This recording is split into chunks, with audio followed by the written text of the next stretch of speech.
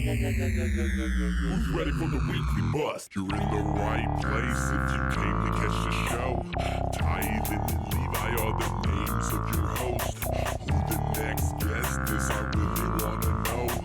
Conversation escalating, let's get to the show. Who's ready for the weekly bust? 31 is the episode. We're going to kick this off with the Wicked Sickness. Season 3, episode 31. We are in the house with Terrill Bracken.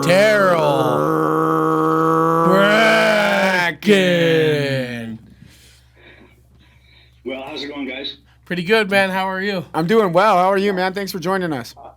I'm good. I've never quite been introduced quite that way, so that's pretty awesome. That's a first. I'll take it.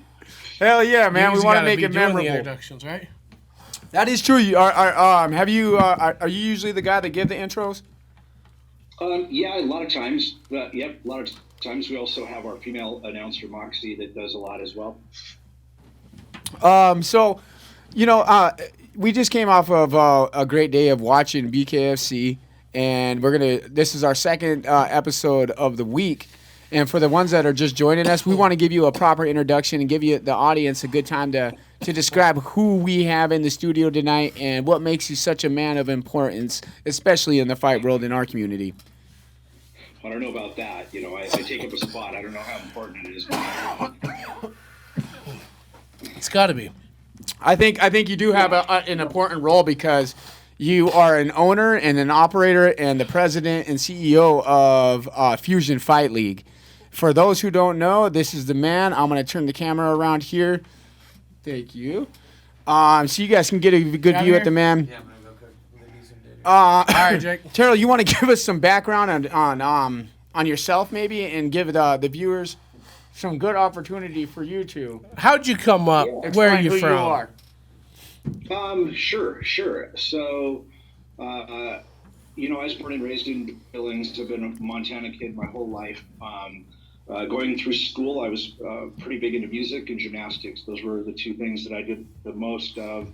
Once I graduated from high school, I started taking traditional martial arts, and I studied taekwondo and judo, and just really took to it, loved it, and was training, 5 days a week, 6 days a week sometimes. Worked my way up, got my black belt in taekwondo, and from there was no martial arts schools out in the Heights, in the Billings Heights. A friend of mine had a little program, but he was moving away and nobody to teach his students. So I begged my martial art instructor, Mr. Park, at the time to let me open up a school. So I did, opened up a school it was in a little health club in their aerobics room. And within about a year after that, we had 75 students. So it took off. Holy fast, shit! Yeah. It turned out to be a big school. I think at our height, we were probably 150 students. And we did a lot of taekwondo, hapkido, which is like standing joint locks and pressure points, arm bars from a standing position, and then judo. And the taekwondo that we did back then was full contact taekwondo. It wasn't like what you see now. We had Olympic level competitors coming out of Montana. Olympic team coach Jay Warwick was from Missoula. So it was pretty heavy contact, win by knockout taekwondo back in the day. So I did that for a long time. Are you familiar with Cobra Kai? Yeah, I love Cobra so Kai. You're kind of the first Cobra Kai man of the dojo that started that combat within Billings then, that Billings community area that like Cobra Kai atmosphere actually. Yeah, ours wasn't quite so. It wasn't so Miyagi and it wasn't so Cobra Kai. It was it was just it was a good program, and we had really good competitors. It was a really good family environment. But then the first UFCs hit the scene, and I was shocked and amazed all at the same time. And I saw that, and I could not take my eyes off. It was like watching a car wreck. I could not take my eyes off of it. And it definitely changed the MMA world. It turned, or the traditional. Do you remember what year that might have been? I I don't. What it was the first UFC. So whenever the very first UFC. Oh, you're talking about UFC 1. Yeah, UFC 1. Yeah, I was watching that. When the hell was it? Early 90s, got to be like 95, 94. Yeah. Yep. And I was running my martial arts school at the time. So, it was when I saw that, I knew nothing was ever going to be the same. And being introduced to ground fighting, I'd already been a little bit exposed to it with judo. With judo it was completely different because you're always avoiding the pin. It's like wrestling. So you're turning stomach down, turning away from the fight to avoid being pinned. And of course, we found out in the UFC that doesn't work. Right. So really started taking a different look at that, and we brought Brazilian Jiu-Jitsu to the state of Montana. And so to my knowledge, I know there were a couple of people that were practicing Jiu-Jitsu and doing it, small scale, like in their garage and personally practicing or doing some traveling to do it. But I didn't know of any martial arts schools that were teaching Brazilian Jiu-Jitsu at the time. So we brought a black belt in to start teaching. He lived with me for a time period. What was his name? Peter Yakubasi was our original, and it was under the Bering family. It was under Flavio and Silvio Bering. Okay. So we started Brazilian Jiu-Jitsu here, and that was a whole lot of fun. But my traditional martial art instructor was not for it. He did not like MMA, did not like bringing in outside instructors. He was very, very traditional. So me bringing in an outsider like that, I definitely went against the traditional martial art community, and I was pretty ostracized for a while. I was definitely the black sheep, and it kind of came down to it where my instructor said, hey, you either stay underneath our federation or our organization and do it our way, or go your own way. And that was a pretty big decision for me because I was with Mr. Park for so many years. It was almost like a second. It almost sounds like Bruce Lee. He did a lot of the same shit when he brought martial arts to the Big I in general because, he got a lot of blowback from the Chinese and their traditional. Absolutely. And so for me, it was kind of the Montana version of that. And it was really tough because I remember, Mr. Park and Mr. Fujiwara and the local instructors were not pleased with it. And so I broke away and I wanted to call myself Black Sheep MMA, but actually I changed my school name from Parks Judo and Karate to American Fusion Martial Arts because I wanted to do a fusion of different martial arts styles together. That makes a whole lot of sense. Yeah, we did a hybrid style of self-defense, and really with the kicks of Taekwondo and the punches of the punches, elbows, knees of boxing, Muay Thai, and the throwing techniques of Judo, and then the ground fighting of Brazilian Jiu-Jitsu that was the direction that we were going, and really, really enjoying it. And it wasn't too long after we started Brazilian Jiu-Jitsu that we also started an MMA class. And I don't remember. I think maybe Brian Dietz had the very first MMA class, and then we were the second ones in the state to have MMA. But our Brazilian Jiu-Jitsu program started to go over to Brian Dietz, and they were a Bering affiliate. And Matt Powers of Missoula became a Bering affiliate. There was an instructor in Kalispell that picked it up too. Yeah, we're from. Yeah, so me and Levi went to high school in Flathead. And Glacier. Yeah, we watched the birth of an MMA club over there at one point, and also a small boxing club out of there. There's always been that Taekwondo place too. Yeah. I think it's called Big Sky. That's Taekwondo. Outside. I was Kyla, right? Yeah. Because right by the flashing light. Yeah, we had I have a buddy. His name is Gabe, and he was one of those first people that kind of were coming up in Taekwondo. He was actually one of the only kids I knew in high school that was practicing Taekwondo. And that was back in 2007 was my graduation year. So 2004, that area. And I love the artistic side of martial arts, traditional martial arts. It's got a grace and a beauty to it and a discipline. I also love the sports side of it, and competed in a lot of different things throughout my martial art history. I did, but you'd go to tournaments and you could compete in that tournament. You could do sparring, free sparring, or taekwondo stand-up fighting. You could do judo competition. You could do weapons, board breaking.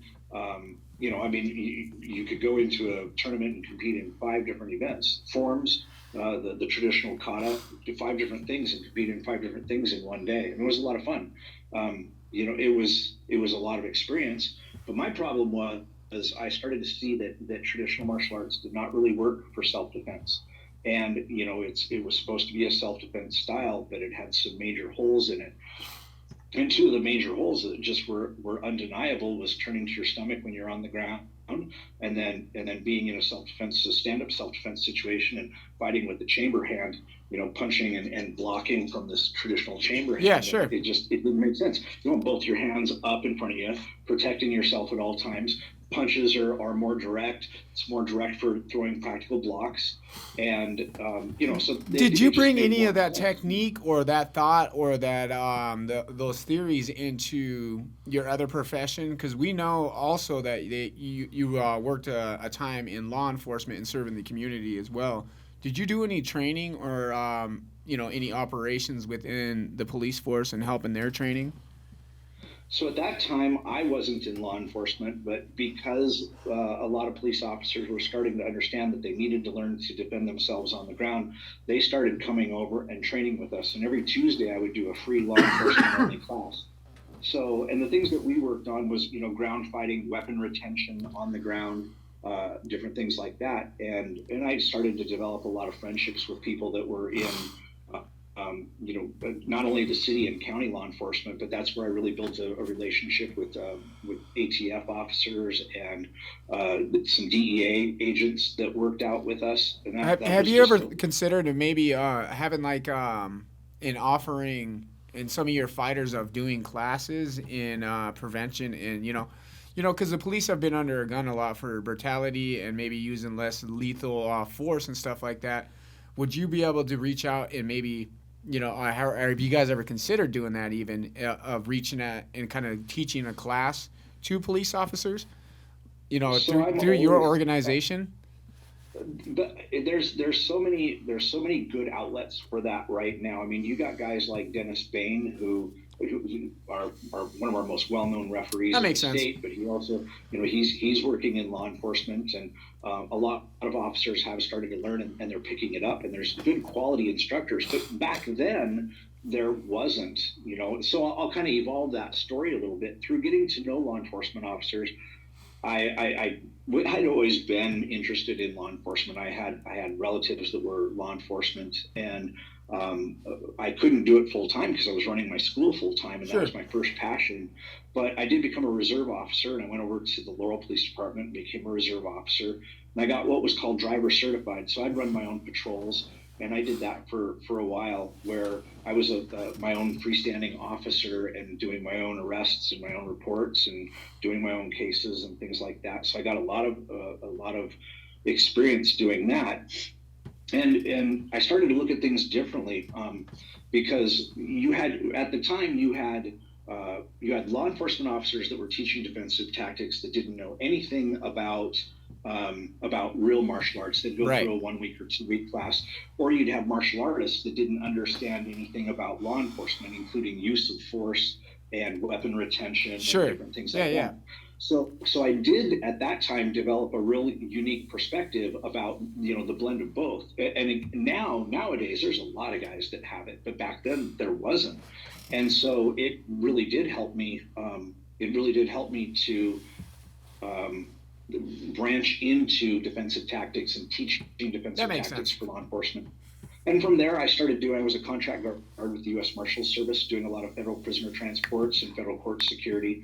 And there was a point where I got to be the defensive tactics instructor for this district of the U.S. Marshals Service, and just working with a lot of different law enforcement agencies to teach law enforcement defensive tactics. And my specialty was ground fighting. That's where I thought they needed the most. So that's how things developed for me. And then as far as my history goes, we got more and more into MMA and Brazilian Jiu-Jitsu and less into traditional martial arts. But after about 20 years of doing it, so about 18 years, I went full-time into law enforcement. So I was trying to be a full-time law enforcement officer and run my martial arts school. And I had already started doing a little bit of fight promoting at that time. And it was just too much. So I ended up selling my martial arts school to Will Grundhauser, ended up with it, and it's the Grindhouse. He renamed it, moved it to a different location. And is that in Billings?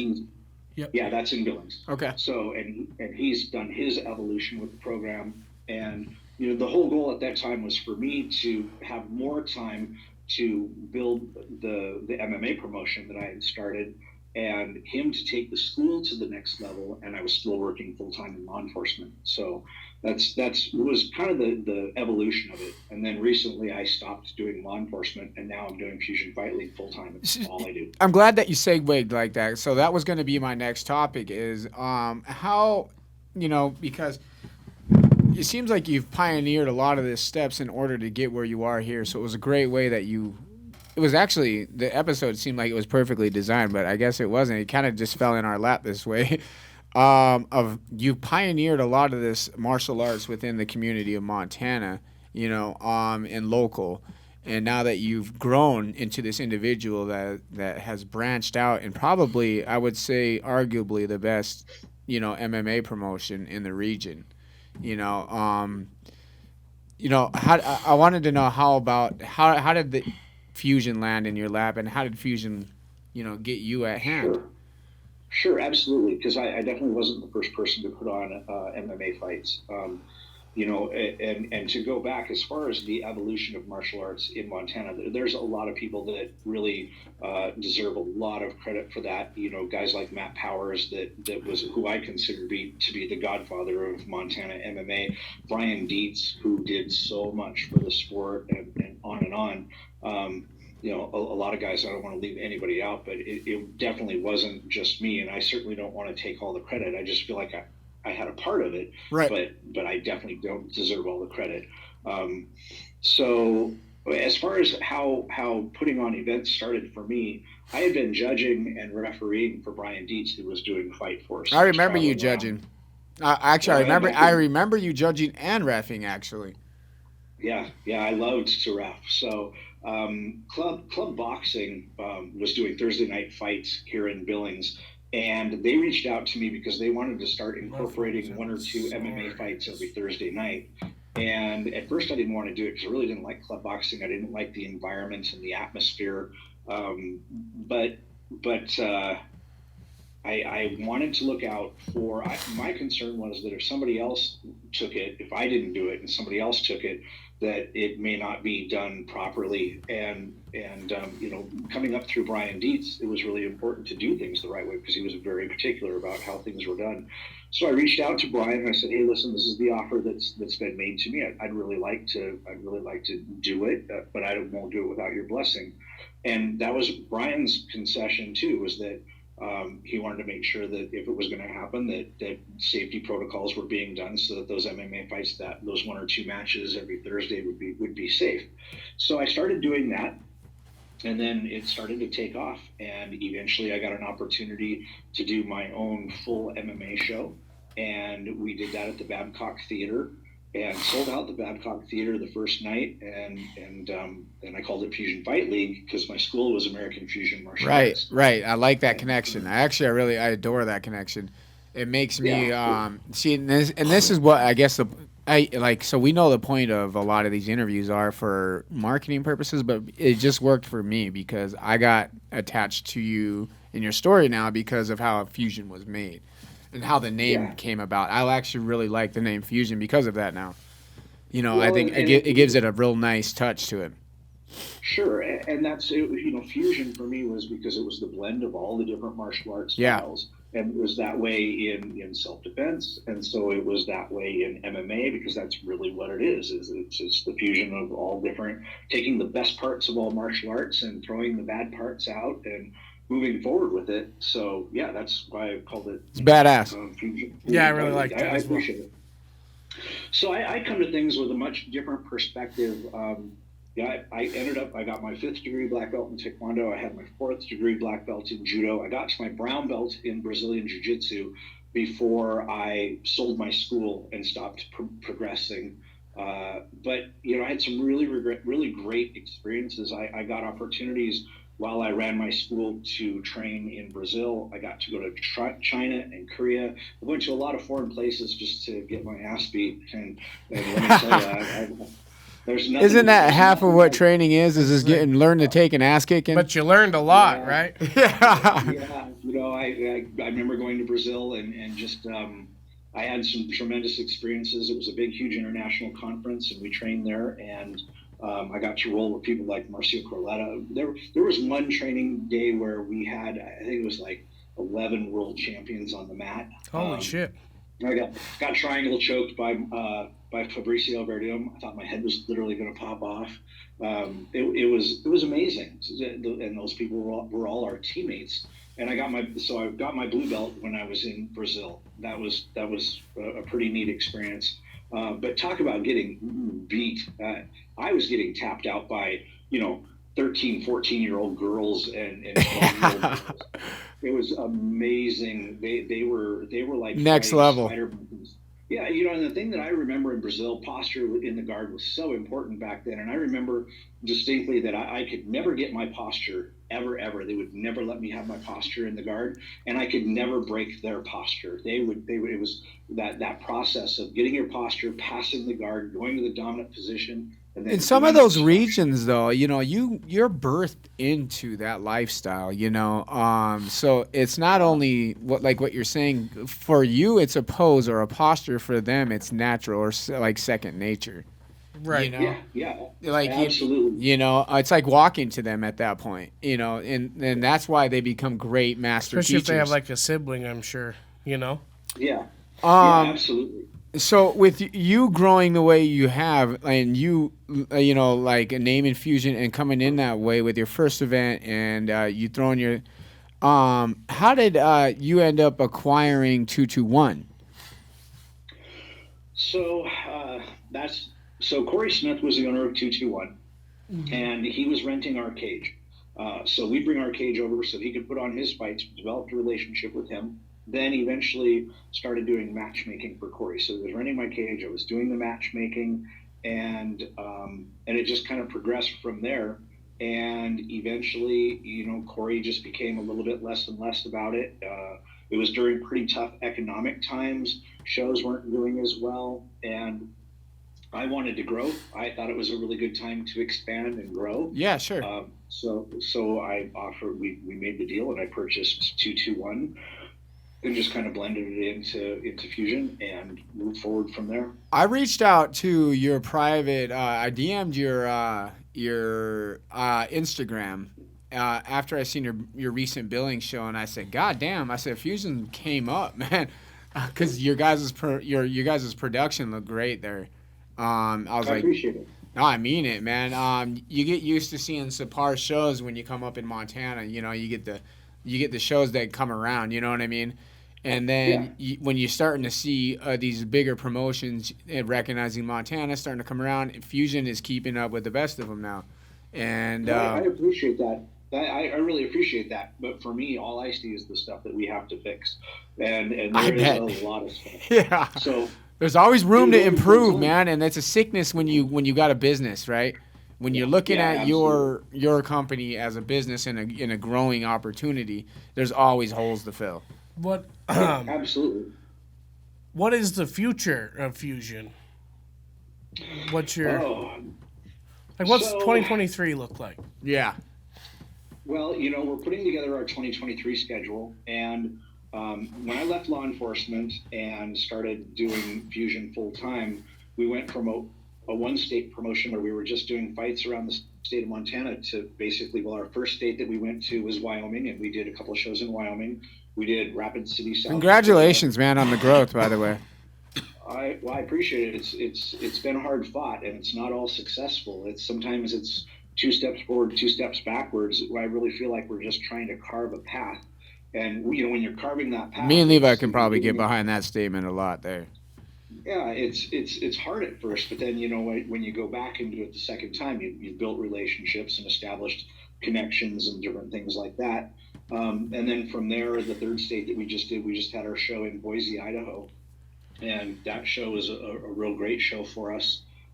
So yeah, and we've been getting offers and opportunities to go to places like Nebraska and Ohio and different places. Is that right? Like that have reached out to us. So, but I had a really wise friend that was very successful in business who once told me, "Bite off more than you can chew, and then chew it." But the problem is that's what I've been doing, and I've been pouring every dime, every penny, because I've always felt like we're so close to breaking out and going to that next level. My goal is I want to be the #1 promotion in the Northwest. I want to be the #1 feeder show. We get it, man. I think if anything, everything that you just said, we can relate to as in a different form of media. We want to be the #1 podcast in the fucking region. And our growth, just kind of like what you said. I'm going to echo you again you said after you retired from the police force, you've had time to focus in and dial in. Me and Levi dialed in the last 6 months and watched, our podcast is 3 years. This is 3 years old, and this is our 3rd season. But in the last 7-8 months, probably in particular. In the last 31 episodes. It's been fucking wild, man. In 31 episodes, it doesn't sound like about a lot until you translate it to weeks, and time and the amount of effort that we put in behind this season. And now it's truly taking its own route now. We've won a couple awards this year, and we're starting to see growth.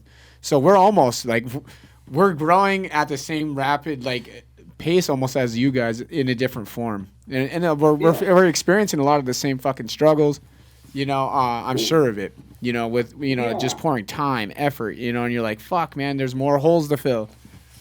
Yeah, it's, for me, the very toughest part, we're going through so many growing pains because when it was a small organization, I was doing a lot of the jobs myself. But, as it started to grow, things were slipping between my fingers. So now it's bringing more people on board to help out and to help us grow, and giving people specific jobs, like having one person in charge of our marketing, and having a person in charge of our production, and having a person in charge of our ticket sales. Yep. Looking for somebody to, our Fight for a Cause benefit. And you guys are going to have to build a headquarters before too long.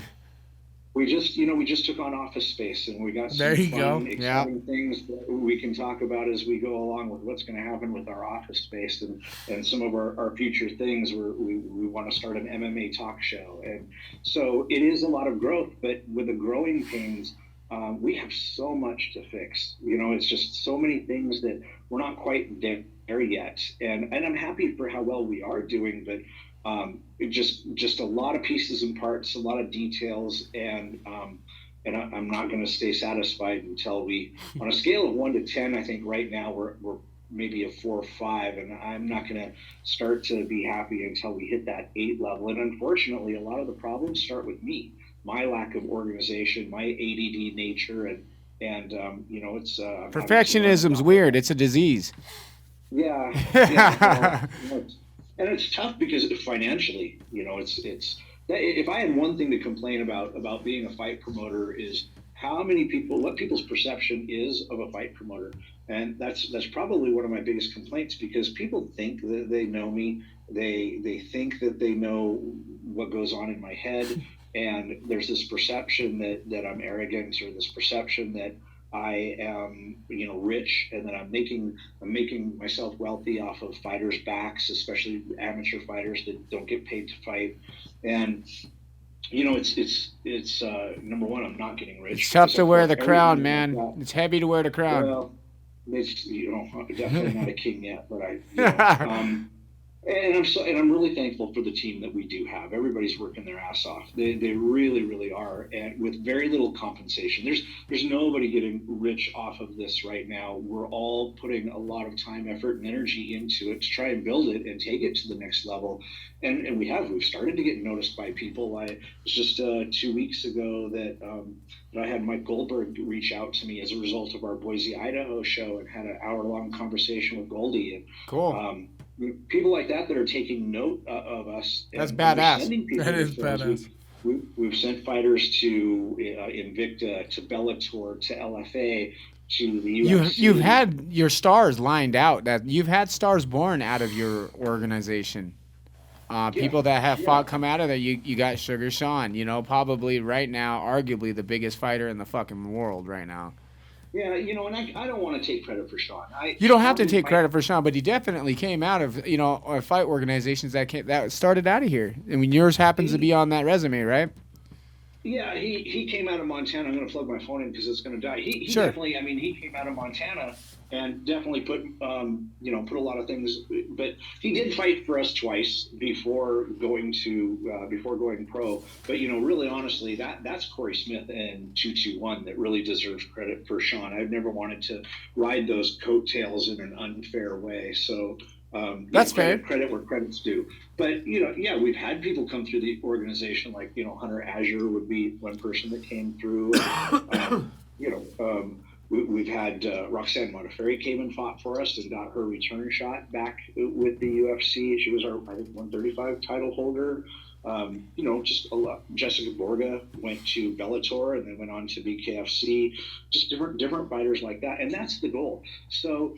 Well, you got newer stars coming in back too. You got Kai Stewart, who's quite the little star over in BKFC. He's coming to fight on your card. You got Marnik Mann, who likes to help out the events that she works with you, and she's quite the little star. She had her time in UFC there. Yep, absolutely. Yeah, it's really been phenomenal. I feel really lucky to have the people that have fought for us. And my number one responsibility, so I feel a responsibility towards the fighters, the fans, the sponsors. I want everybody to have a good experience. And what I try and do for the fighters is give them the best stage and the safest stage that we can produce for them to help them go to the next level. So when there's film footage that gets sent off, or now that we're streaming on Fight TV, there's. Are you guys streaming in 4K? Do you know by the just quality references? I think it's high. I think it's just high def. It's 1080. 1080. I think it's just 1080. I don't think we're 4K yet. No. But yeah, I mean, we started off in standard definition and have at least come a long way since then. So, yeah, definitely. That's the goal. Just build the biggest, best, baddest show that we can, but yet try not to go broke in the process. So. I think that's the mission for everyone at this point, right? Isn't that always the mission? Levi, go ahead, my man. So with taking over for 221, you also took over a selling 50-50 ticket deal with our Aunt Jamie, who's also one of our sponsors. And you guys have been doing that now for like 12 years? Oh, yeah, absolutely. The Angel Foundation? The Angel Foundation, yes. Whenever we come to Great Falls, that's it's the Team Bushido that comes over and sells all of our 50-50 tickets and helps out in a lot of different ways. That's right. Shout out to them. Yeah. I think I don't quote me, but I'm going to paraphrase, and I think I've seen a number that said that they've helped raise over the time being whatever it was, 12 years, $100,000 for the Angel Foundation. From our Great Falls shows, dude. Yeah. That's wild. Yeah. That's to several different organizations, people that need help. It's been spread out throughout the community. That's pretty awesome. Yeah. I really, giving back to the community is something that's really important. That's what we try and do through our Fight for a Cause benefit. And, Jamie's been so consistent about raising funds on her end and then helping out with our Fight for a Cause benefit. She's very dedicated to that, a very awesome individual. And a qualified judge. She's judging for BKFC too. Right on, man. Shout out to Auntie Jamie. Yep, and a very qualified judge. Yep, that is very true. Shout out. So she actually brought that up in the comments. She says, she's like, have him talk about Fight for Our Causes. And then you went and did it right on your own, man. That was awesome. Yeah, every show that we do a Fight for a Cause benefit, and that's something that we will always do. And the goal is to raise money for people in the local communities and give back to them all that we can. And 100% of those proceeds that we raise go back to the family. And we've had some growing pains with our Fight for a Cause benefit too, because as we've started to grow. Instead of just taking cash donations, now we're taking people's credit cards, and we've had people that have made pledges and trying to learn the ins and outs. Are you guys going to do anything with crypto? I would like to have a crypto sponsor. If there's anybody out there that has a crypto company that wants to sponsor Fusion Fight League, that would be awesome. But well, it's funny that you say that because we were with an episode yesterday that was ran with Nelson Lopez Jr., who's really Cutman G. Yeah, we ran it with G as well, and they are now starting a new fighter currency called Global Fighter Token. And Global Fight Token, GFT. Yep, and they're pushing in that direction where that they're pushing the idea to even start paying partially money in cryptocurrency. And who did you say was involved with that? BKFC, one of their main people, Nelson Lopez Jr. is backing it. Okay. Yep. Okay. David Feldman talked about it as well. Yeah, and then you said Q was also. Was he talking about that on your last? Oh no, G, it was G. G. Cutman G. You know. Oh, gotcha. Okay.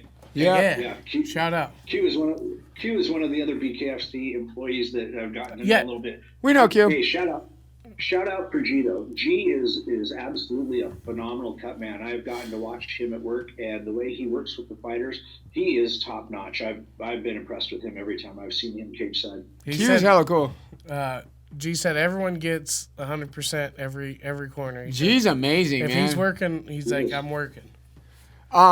So you've you brought up relationships and networking throughout the years and where it's benefited you now, and why it's so important to build those relationships. You've built now a relationship with BKFC and possibly with David Feldman. We kind of wanted to get on a background with Fusion's background with BKFC.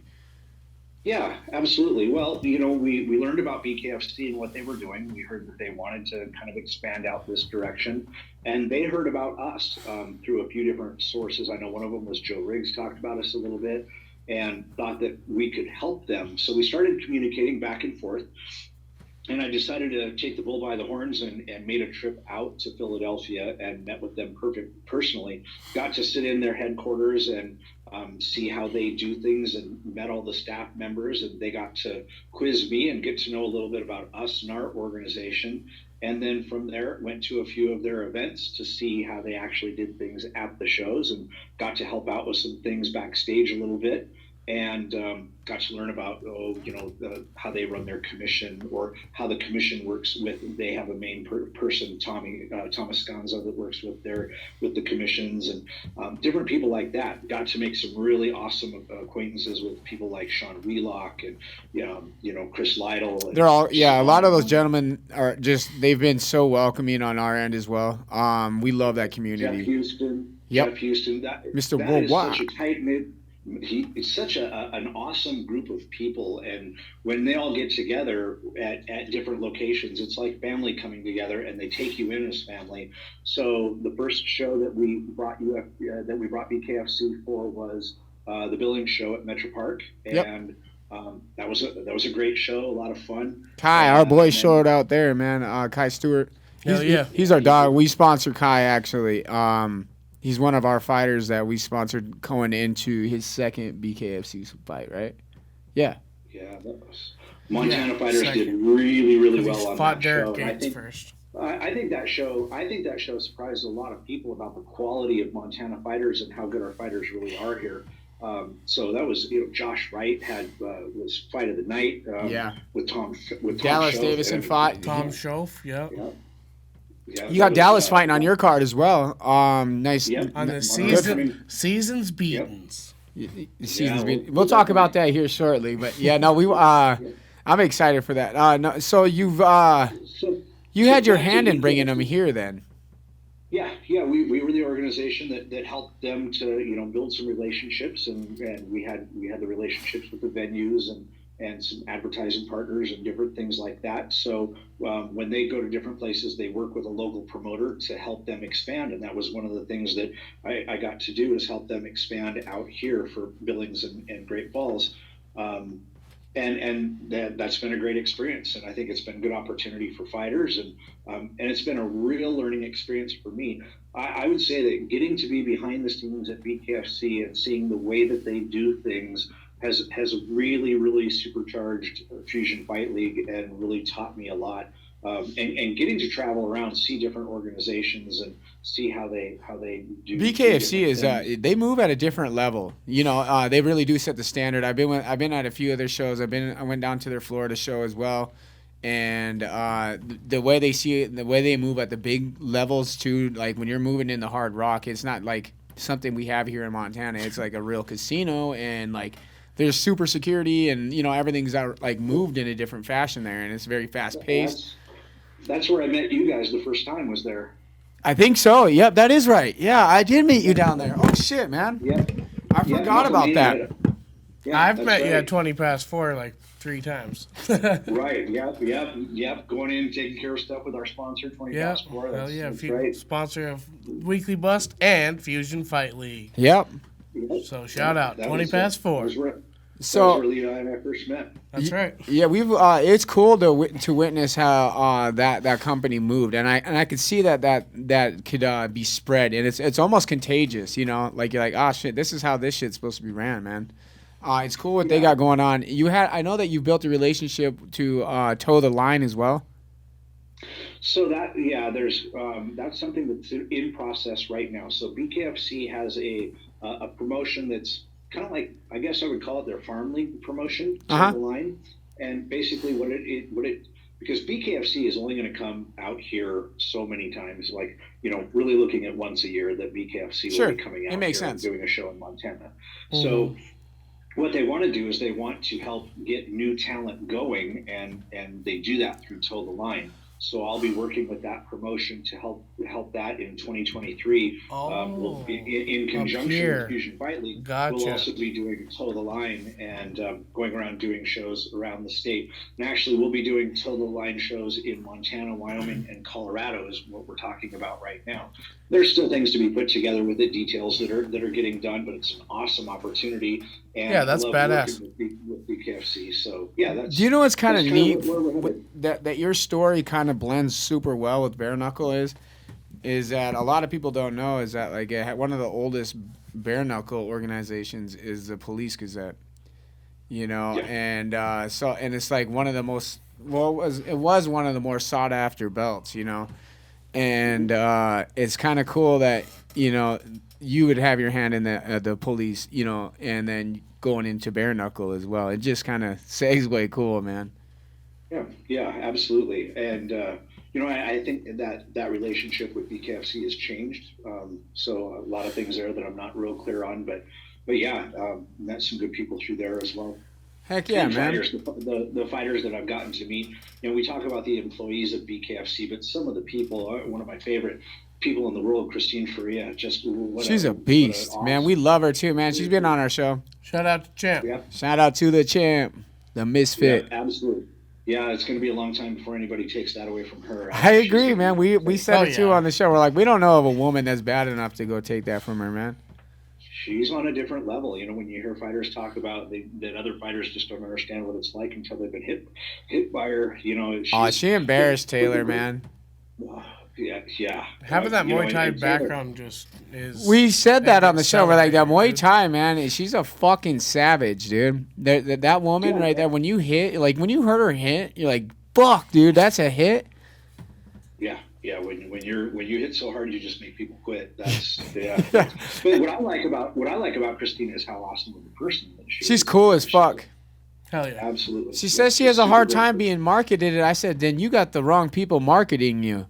I said, you're a fucking you're an easy person to market if you got the right people like marketing you. A thing that I like about her though is she is herself. She doesn't use sex to sell or anything like that. It's her personality, who she is as a person, and who she is as a competitor, how she trains, her work ethic. And that's why she wins. She has the mind of a champion. Hell yeah. Yep. She's not worried about her. Not worried about her OnlyFans page or any crap like that. She's singularly focused on fighting. That is all she does. She's like a shark. She eats and swims. She said she never watched Step Brothers. That's when I knew she was serious. Yeah. I said, dude, everybody's watched Step Brothers. She's like, nope, not once. Hey, bro, go ahead and grab that next question up there. So, fighters getting suspended at BKFC Billings. Tell us about that. Yeah, what's the dirty deets on that, man?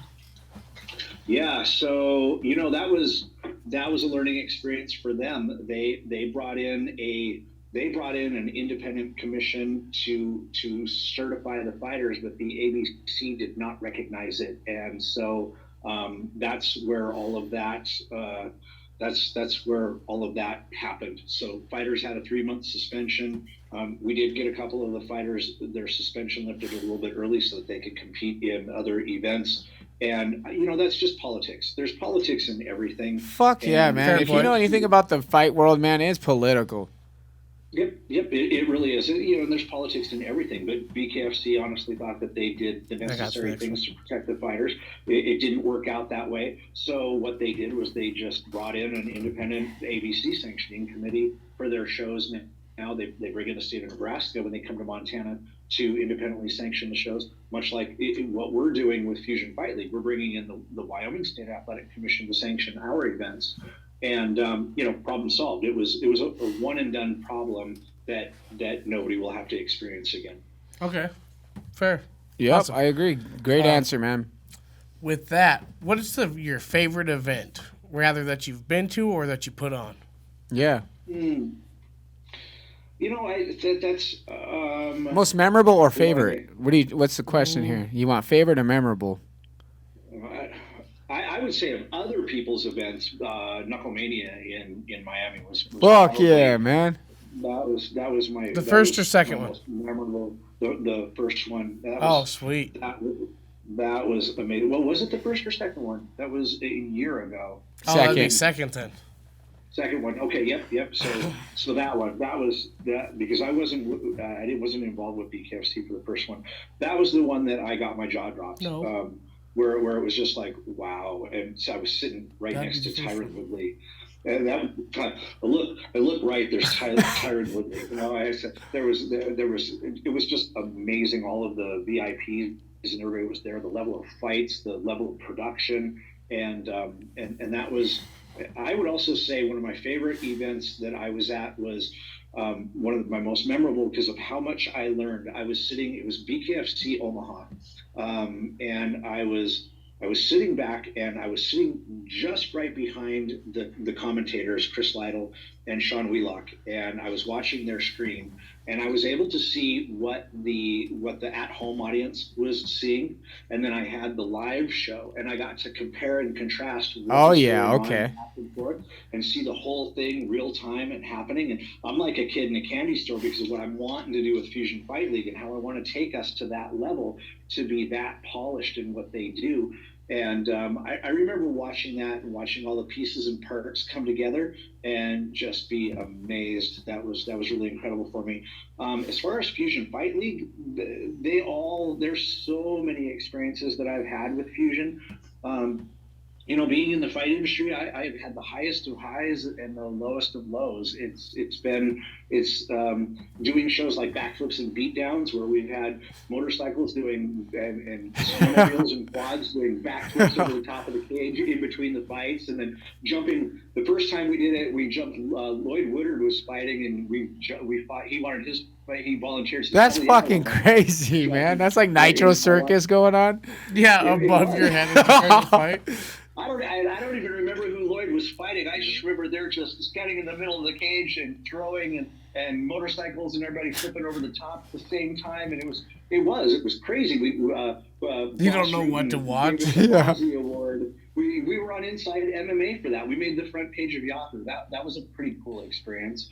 And the first time that we did Fights Under the Lights in Great Falls, the very first time we did Metro Park and went from the transition from going from the Babcock Theater to the Shrine Auditorium to Metro Park, and just going, here we are. I always dreamed about doing a Metro Park show, and the first time that we got to do that, there's some Fight for a Cause benefits that really stick out in my memory, and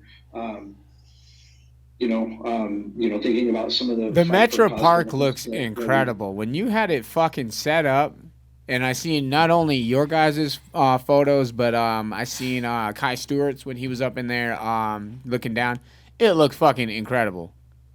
Yeah, our last show that we did in October at Metro Park I'm gonna have to. Yeah, light years above anything else that we've ever done in the past, and then we took that exact same setup and went to Boise, Idaho, and dumped that on Boise, and that's really what we're trying to do for Great Falls. When we come to Great Falls on the 10th, that will be our best looking show that we've ever had in Great Falls. Exciting. Just doing higher quality screens, and he's and talking about quality seasons beatings. Seasons beatings. Yeah, we've beatings. got seasons beatings on the 3rd in Billings, and then on the 10th in Great Falls. And so we did that last year. Last year was the first time we did seasons meetings in Great Falls, and we were wrapping up our Rising Stars tournament. And that was, of all the things that we did. And shout out to Ryan Hall, who was our matchmaker at that time. And Shout out to Ryan Hall. We got a relationship with Ryan. He's supposed to be coming on. Yeah. It was that was a 3-ring circus in itself, because to my knowledge, that was the largest amateur tournament that's ever been held anywhere. It was every weight division. It took place over a solid year. We had fighters coming from as far as Florida and Washington, fighters coming from coast to coast to fight on those shows over the course of a year, male and female divisions, and that was. I think that was one of the things that really started to accelerate the growth of Fusion Fight League as well. And Ryan Hall worked his butt off on that. Shout out Ryan. Are you going to do that thing again, the Rising Stars thing? Take another year? I don't know. There's thinking about that, thinking about, whether or not we'll ever do an all-female show again. So we did that. And I would like to do that because, really, honestly, I love women's MMA. They're my favorite fights of the night. Well, why don't you do it during Breast Cancer Awareness Month? That would be an awesome idea. Yeah, but they are extremely hard to put on. All-female events, they are... there is a level of difficulty that comes along with putting on all-female events like nothing else. But a lot of fun. So yeah, it could happen. I got a question for you then, and this deals with us more or less. You have all these events coming around Montana. Me and Levi were talking about it. If you gave us the same opportunity that BKFC did and give us media passes, we could help you guys while you guys are in the region or in the areas. We'd pop in, do some media shit for you guys. Absolutely. So yeah, I'm all for it. We need to start incorporating media more. We're really trying to also build up our weigh-ins. We have what we call our face-offs that we do now, Fusion face-offs. After the live legal weigh-ins, we do what people normally call the mock weigh-ins. We just do it as face-offs. We want to do more as far as press conferences and get that going and just build everything up. We do work with Kill Eagle as well. The last event that we just were at. Shout out to Wesley Kill Eagle. Yeah, we were at the event that he did in Lewistown, and we were part of the Fight TV. They actually posted one of our flyers on Fight TV Forum that we ended up doing for him, and it was our main event one with Eric. And then we were also ringside. And we pulled it. We still have a ton of footage that we're getting ready to release on our YouTube here coming up. Sure, absolutely. We did all the post-fight interviews, and we were. Yeah, we did a shit ton of shit, man. I think we had a best view in house. Yeah, it was pretty badass. Hell yeah, dude. Yeah, we need to do a lot more of that, and really, I would say one of the biggest problems that Fusion has. One of the many problems that Fusion has is that we don't have enough exposure. We need to get more and more exposure. More and more people need to know what we're doing. And one of the things that we're going to do that I bet you guys will have a lot of input on, and it's definitely not to compete with you guys, and it's something that hopefully we can help each other out with. It's always been my dream to do an MMA talk show. And so with the office space that we just took on, that's one of the things that we want to do is we're building a set, and we are putting good job. I mean, we encourage that shit because we love the network, man. That we don't look at that shit as competition. We look at it as a networking opportunity is what it is. Right. And you guys don't do specifically MMA. You no. Comedy and everything. We are going to do... Ty knows zero wrestling moves. I know zero wrestling moves. So he doesn't do the MMA. I love boxing. I love watching it. I love boxing. That's kind of our background when it comes to the fight culture. It is our family owns a boxing club here in town in Great Falls, so we come up and we love boxing. So yeah, absolutely. Well, it's one of the beginnings of where we are now. One of the things that we want to do with the talk show is we want to pull back the veil, so to speak, and give people a behind the scenes look at what we do. badass. We're going to talk about the controversial stuff. It is probably not going to be as family friendly as our show is. Fuck no, it's not meant to be, man. It's supposed to be raw. Yeah, I think that's the whole point of giving a behind the scenes view, especially like you're talking, like behind the scenes content and shit. It's supposed to be raw, and that's kind of what you're signing up for, and that's kind of what you're looking out for in content wise, and that's what people want. To be honest with you, they don't want the bullshit. Yeah, we're here. We be cussing. With our DNA for Fusion Fight League, we are always going to be a family-friendly show, and I think the live fights have to be that way. It's still people punching people in the face, and there's still alcohol being served, and there's rivalries and things like that. But I want people to be able to bring their kids to the show because that's the future generation of MMA. I want them to be able to see the sportsmanship. When you see two guys. How many times have we seen it where two guys just hammer it out in the middle of the cage, and then when it's done, before the decision ever comes, they're both kneeling. They're kneeling and in forehead to forehead, and they're talking to each other. And, there's grace within that world. I want to put it out there. My kid hasn't missed a show since she's been born of any fighting. So that's why we do the things that we do with Fusion. We play radio edit music. We don't let our fighters swear on the microphone, and we do our fighter prayer in the cage, different things like that. And we want to keep doing that. That's our DNA. We don't market with blood. But on the flip side, you want to have to give that raw cut for those who do want to see that other side and who want that interview. Because, there's a lot of those post interviews. You ain't going to be able to censor a fighter when he's saying, fuck that other guy. You know what I mean? Right. And it's time and place. It's time and place. Sure, absolutely. That's a forum that parents can say. We can put our advisory up and let people know that up front. And I'm only going to go to so much of a level with it. It's just like I got into a conversation with a couple of fighters that were teeing off here on each other a while back. One of the fighters that you guys know really, really well, and it was like. I wasn't going to shut down the bantering that was going on back and forth as long as nobody crossed any lines. As long as it wasn't, you start talking about somebody's family or saying some things that go too far, I'm going to shut that down in a heartbeat. But when it's just good competitive, do you know what I find exciting? Bad type shit. Is your media? Is you say you're expanding your media and you're getting ready to do more coverage on your weigh-ins and all that shit. I love a good presser.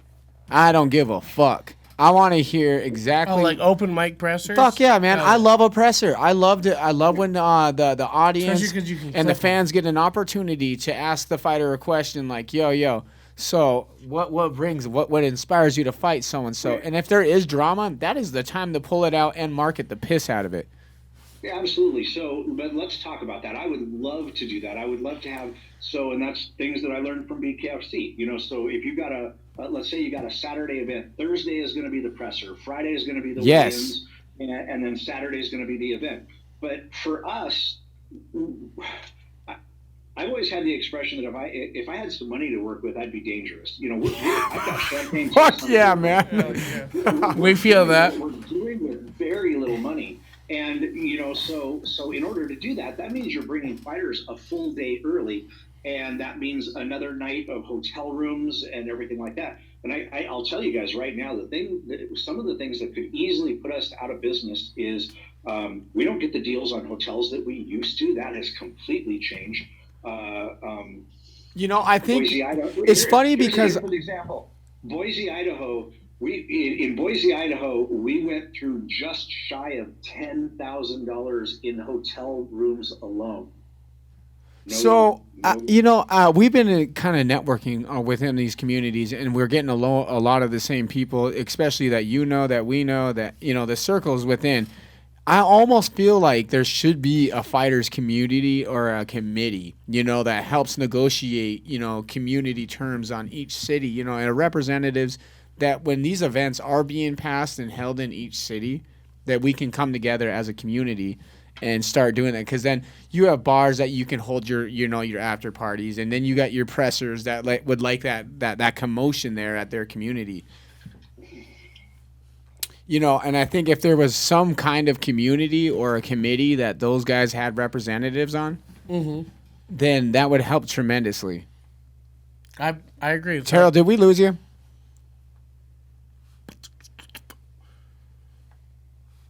We got Thailand beatboxing for 10 seconds.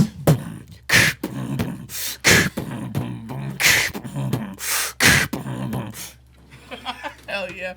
I was just thinking about having a tech deck. Like buying a tech deck. Gerber. Sit here and flip it. Hello? Sorry, technical difficulties. Terrill Bracken. Hello. He's here, but he's not here? I think he probably, his phone dropped or something? Yeah, something. Oh, we lost him or something, baby? Berber. Yo, baby. Talk to the IG Live. Let me hear Ask you a random tonight, Hey, IG, baby. ask a random question. Ask him a random question.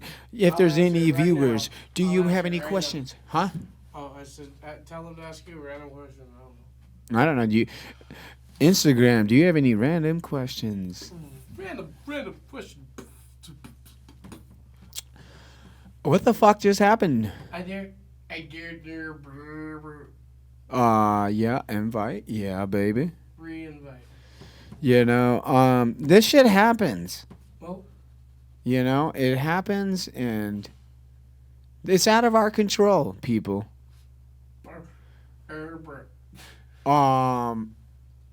Where were we at though, Levi? Where were we at? What was the last thing that we just talked about? Future, media-wise, right? Is that what that was? Media? Yeah, we were somewhere in that area, right? Fuck, man, I forget. This is part of the weed. The weed that we smoke makes us forget.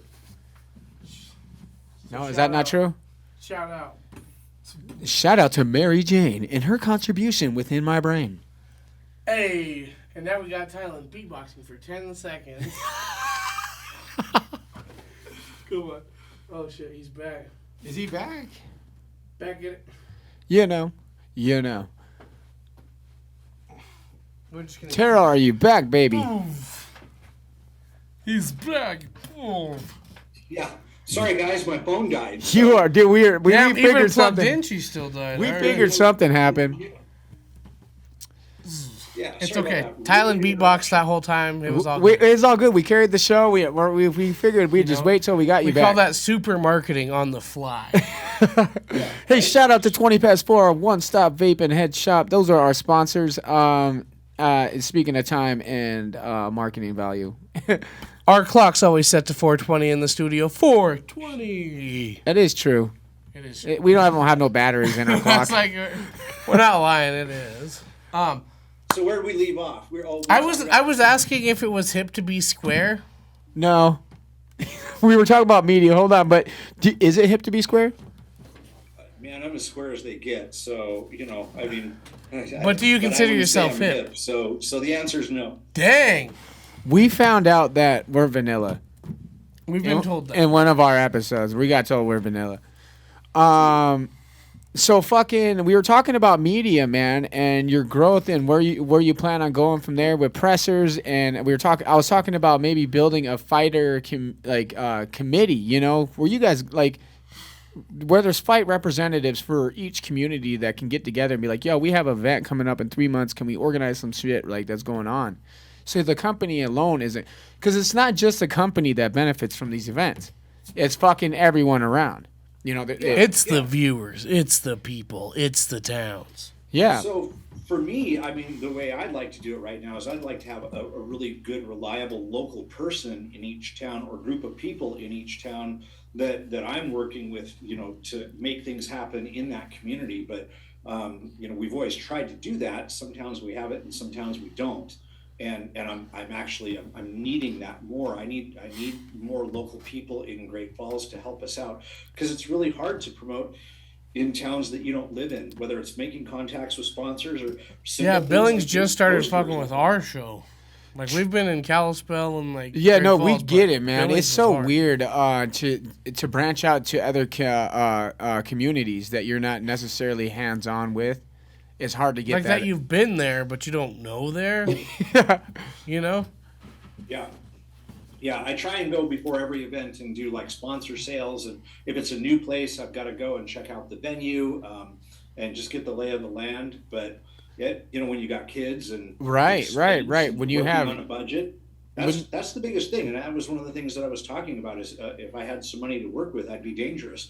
So that's why I keep pouring coal on the fire. That's why I keep pushing the envelope, because I'm trying to get us discovered. I'm trying to get us discovered by either, a financial backer or somebody that wants to partner with us, or it only would take one really good national sponsor. I think that's, really what propelled King of the Cage, Lucas Oil. That one sponsor made a huge difference for them. And so we've been working, trying to get a deal with UFC Fight Pass. The only thing that's holding us up for UFC Fight Pass is they want more and more and more pro fights, and that takes a budget. And we've pushed our budget. And everything that I do is pretty wide open. I would say a year and a half, 2 years ago, our budget was probably in the $40,000 range. Our budget now is in the $60,000 range, and it's every time. Do you think it's going to be more of like a TV viewership? That's where your serious cash is going to come through, because your friend and our friend Ryan Hall would be first to tell you that it's nice to fill up a fucking stadium, but it's cooler when you fucking sell out 40, 50,000 fucking international buys on your pay-per-view. Yeah, but it's hard to do because there are a fair number of organizations out there. And so what can we do to set ourselves apart? Right. We're not doing a crazy rule change or anything like that, because if we do that, we can't get people to the big shows. Right. So it's improving our quality. Is Fight TV really helping out? You guys have a pretty good deal with Fight TV with, pushing number-wise? Are they pretty lenient? It's a decent deal, but part of the problem is getting exposure out there and going from from marketing where we're doing that fight to trying to have the budget to do national marketing so that more people are knowing that we're putting on fights, because that's fight does help, because they've got a certain number of people that they have. For sure, yeah, and they have a pretty good following, because people that watch fighters come up know that that's a pretty good hub central for good fighters to be made out of. Yeah. Fight TV has been very good to us. They treat us well. Hell yeah. I think it's interesting because it's cool to see you guys being able to get that. For those who don't have the opportunity to be in person, and you, for a company to grow, you can actually see you can watch yours in real time grow overnight, watching the international viewers. Because I'm sure you've got to see your metrics and who's buying where and what's happening all over the world. Yeah, no, I bet you it's cool to watch it grow now. As for an ownership view, because I know it's cool for us, because we've gotten a lot of fans from overseas now, and as you grow, like especially being around BKFC and stuff like that, it allows you and your company to be seen by people who follow BKFC. Now, like with fighters, because we noticed that we've gotten growth from out of Russia in that area, even just because we've had UK for sure. Yeah, we've had a fighter Liverpool, come out of honestly. Gogo, who's out of Macedonia. He has a huge following in that whole area of Europe that have started watching us because of that. That's why we've had some of the people fight on our shows that we've had. We had Muhammad Ali's grandson fighting on our card. We had Hulk Hogan's nephew fighting on one of our cards. Badass. It is that element of having people with good social media, and it's changed. Fighters, that's one thing that a lot of fighters have to understand, is how to market themselves as a product. And that's one thing that I would love to spend more time talking to fighters about, like what they put on their social media matters. And I always try and point out how they do their walkout, how they enter the cage, how they, it's everything. It's win or everything. lose. Stage presentation is only part of it, and fighting is only part of it. They got to think of themselves as the business, They're their own brand. They're their own walking brand. We push it all the time, that idea in the business that we're in. It's hard because, you get a lot of stubborn people who don't know how to or refuse to get involved in their own marketing. It's like, well, how do you expect to get seen if you're not the one marketing yourself, if you don't want to be seen? Well, it's amazing how many fighters don't even have decent pictures of themselves. Yes, it's wild. An organization takes them, it's across the country. It's really hard getting things like that, and if we're going to give fighters the very best stage that we can, like I said, but what they do at that stage is up to them. And again, how they do their walkout, the music that they choose, the energy that they enter the cage with, just and then getting into the cage and as David Feldman would say, fight their ass off. Yeah. Whether they win or lose, damn right. We will always bring a fighter back as long as they're decent to deal with and they're exciting and they fight hard. If they give it their best shot, we'll bring them back. With the evolution of your company personally and the evolution of the marijuana industry in Montana in general, would you, how is your company taking or approaching the idea of marijuana becoming part of the fight industry, which it's very well making its way into? Well, for a number of years now, we've had marijuana sponsors, so they're represented on our show. Shout out to Native Grown. Yep. Yeah, Native Grown. Great Balls coming on board, being our co-brand sponsor. They stepped up huge for this upcoming Great Balls show. Fuck yeah! And, shout out. Yeah, Connor Lorenz has been our previous billing shows, and now we've got Purple Cow coming on for our billing show as well. Oh, and, hell yeah! With CBD and everything, it's legal. Yep. And I have my own feelings and views about it. We're not doing anything illegal, so that's not. With everything comes responsibility, just like alcohol. It comes with responsibility. Where I'm really working on things and trying to figure out is, I know fighters are training high all the time, and especially rolling jiu-jitsu, and that's one thing. But it's fighting high that is something that we can't allow to happen, and we have to be very, very careful about. And that's why you mean event day, right? And with now that we have brought in the State Athletic Commission to pay attention to what's going on, to give that third level of safety for the fighters, because I saw a fighter fight high one time, and the amount of punishment that he was able to take was not healthy for him. Sure. And I don't ever want to see that again. So you're going to incorporate that rule as in or maybe in the future, or you're planning to, no, you can't be high during fight day.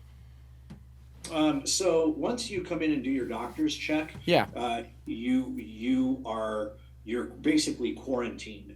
You're not able to leave. You are quarantined back in the locker room area, and it's getting stricter and stricter. And the way it should be done is that there's somebody back there watching. Fighters are not allowed to leave.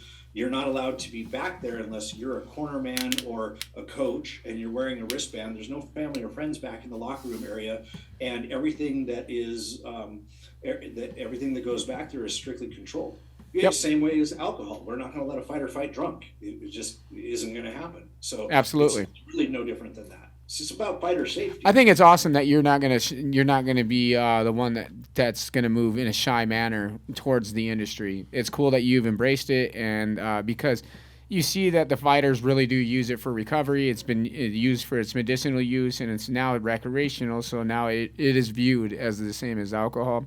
It's cool that it hasn't always been treated fairly. Look at the disparity between how the Diaz brothers were treated over marijuana versus how John Jones was treated with much, much worse substances and the length of times that fighters were banned. Yeah, and his was cocaine, and not once but twice.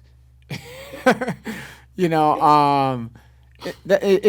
funny that it was held in that light for so long. It's cool that your company's willing to be a pioneer in saying, yes, we're going to accept that as something we're going to roll with, because that it is the future. I don't think it's going away anytime soon. Yeah, it's just responsibility. Yeah, it's Fact. whether you're fighting or driving. Do what you're going to do. I believe in freedom, and that's as a law enforcement officer. That was one of the things that I fought for was people's civil rights and their constitutional rights. And I'll die for those. I believe in them, and I'll die for those. I was willing Absolutely. to We're big on our constitutional rights because we are in the media, and our mouths sometimes gets us in trouble. We say a lot of reckless shit. Fucking right. and even if I don't agree with it, that's the beauty of our country. It is the beauty of our country. It's freedom. Yep, I think that is the only thing worth fighting Great for cancer patients. That's right, Wes. I'm with you. Wesley Kill Eagles chimes in the comments and says marijuana is great for the cancer patients, and also it's better. That's than, right. It's better than having fighters on pills. And he's like, that's my 2 cents basically. And his fight promotion also kind of looks at marijuana as an acceptable as part of their promotion. So shout out to Kill Eagle. Differently as alcohol at this stage of the game. Yep, That's right. So what's your most viral clip that you have out of Fusion? So if you wanted to show anybody or anybody that can reference some of your promotion, be like, yo, this one right here is the one that you should. I don't think it's the best representation of our company, but the one that has gone the most viral is Sean O'Malley's first fight with us, where he fought Carlos Lazoya, and the fight was stopped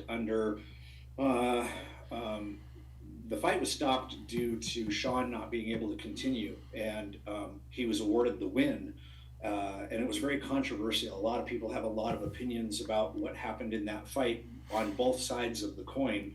And that's the fight that has probably gotten the most amount of views for us. But I'm not familiar with it. Are you, Levi? I actually haven't seen it. So what's the controversy behind it? What exactly happened? It's on our Facebook page, and it was a blow to the back of the head, and Sean was unable to continue fighting. And I think best off to let. So is it DQ? So it was So On the I other think guy, it's okay. Gotcha. Okay, I don't know if it was like an early stoppage and somehow Sean still got the win. I was confused, I guess. Now here's Ty beatboxing for 10 seconds. No, Shut the fuck up.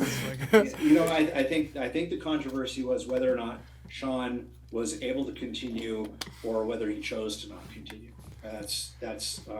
And that's what people are working through. But then again, people are making that choice that didn't take the blow to the back of the head. Armchair quarterbacking all day long when they weren't feeling what Sean felt. So there's that. But there's, like I said, there's opinions on both sides of the coin of what should have happened there. And of course, because Sean has, I'm gonna go watch it. I'm gonna watch it too. If we had our guy, we'd pull it up. But So you, as an owner of a promotion that's been to a shit ton of your own promotions, do you have a favorite knockout, or who's your favorite fighter, or who a past fighter, or who do you like to watch right now? Who's the motherfucker that you got your eye on right now? I'm bad. I'm the wrong person to ask that, because if you ask me what my favorite food is or what my favorite song or I don't, my brain doesn't think in those terms. I love it all. What I look for, like when I watch UFC, I don't pick who I want to win. I just look forward to a really, really good fight. I just want to get treated to a really, really good fight. And I don't pick any favorites. The level of talent has gotten so through the roof that it's just a joy to watch. Absolutely. Again, my favorite fights are the female fights. So I love watching the women's fights because they are tenacious. They have no quit, and they go from bell to bell. And they just, like I said, they are tenacious. And so I really enjoy watching women's MMA. Were you shocked when Marnik went down, man? I couldn't fucking believe it. I think that was really tough. And I hope, Marnik is a warrior. She is a 100%. beast, man. She's a gangster. And I think that is going to be something that she's going to go and look at. And it's going to make her a better fighter. She's going to say, okay, what did I do wrong? What should I do differently? What do I need to do to improve my game to take it to the next level? GSP was not near the fighter that he was until he had his first major loss. And then you look He's at my favorite fighter. GSP came back from that, and he was significantly better. And I believe and hope that that's what happens with Marnik, because that ain't the last we've seen of her. Hell no. Hell no. She'll be back. Vengeance for sure. Yep. Speaking of that, who's other female fighters that have came out of Fusion? Serena De Jesus, the Southpaw Outlaw. Go back and watch any of our fights, and all that content is available Southpaw on Fight TV. Outlaw. Check out Serena. She is a monster. She trains with Roxanne Modafferi. Roxanne fought for us and was our 135 title holder. I think 135, or was it 125? Jessica Borga. We've had her on the show. She was cool as shit. That's a good episode. You should go watch it. That is a really good episode. Below. Yeah, absolutely. It was, she went to Bellator, and now she's fighting with BKFC. Just a lot of really, really good female fighters that have come through the organization. Do you have are you going to be in Great Falls for that show that's coming up here? Are you going to be present during that one? Me? Yeah. There's only one show that I ever missed, and you go to all of them, huh?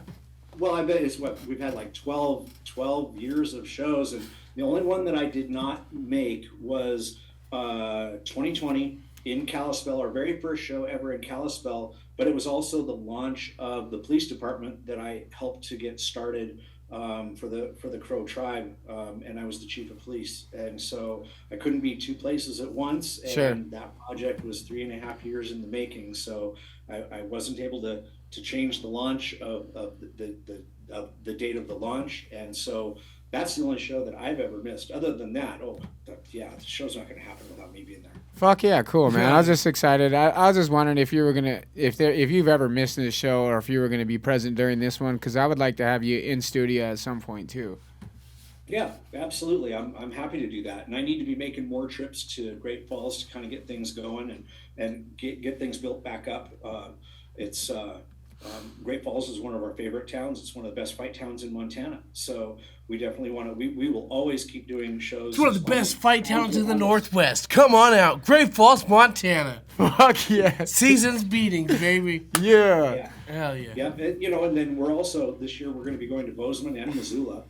We've done one show that, in Missoula last summer, but now we're going to be we're going to the Adams Center and Brick Breeden Fieldhouse.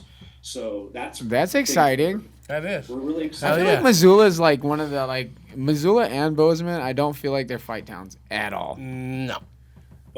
Missoula, I would say right now in the state of Montana, Missoula is the #1 fight town.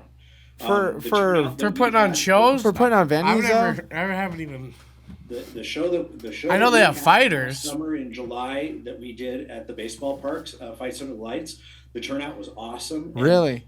And, you've got two major MMA programs with SBG and the Dog Pound. Sure. Yep. They have so many good quality fighters coming out of there. It just doesn't seem like I don't hear their events. I guess ever. yeah, exactly. I haven't heard of. I actually and we're really well connected. Fights Under the Lights was here, right? There hasn't been very many shows there, but we're going to change that. Yeah, and it's a college town. It's got the university, so good population for it. But yeah, Missoula is going to be great. That would be awesome because it just seems like they've been really quiet in the fight world, and I know that they have a ton of potential over there because they do have those fight camps, especially Dog Pound. Dog Pound in the early years of MMA, watching them come up, they were fucking, the team at one point.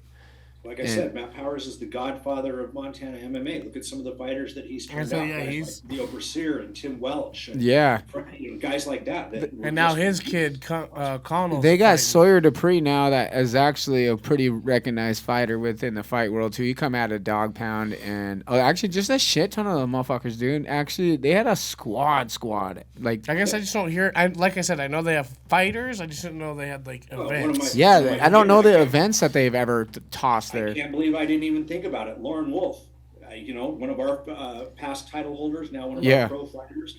Lauren Wolf is absolutely she's on the trail. She will go to the big show. She is monstrously talented. She's awesome to work with. One of my favorite all-time. Oh, I've seen her fight. Yeah. I've seen her fight.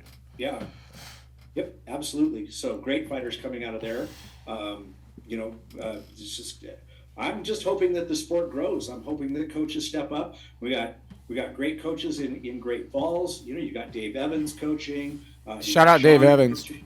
Got Sean Joe Diesel Riggs putting Great Falls on the map. Lots of things happening there. And look at the fighters that are coming out of there. Guys like Kai and Amari and, just really, really good fighters coming out of that area. Yeah, no, it's neat. I'm excited to see Dallas in a cage. I guess I'm not familiar with Dallas being in a cage, so I'm excited to see that. For us before, but yeah, this will be. So on that card, we've got Dallas making his pro debut. We've got Kai making his pro debut, and then we have. So they fought pro for BKFC, so it's their pro MMA debuts.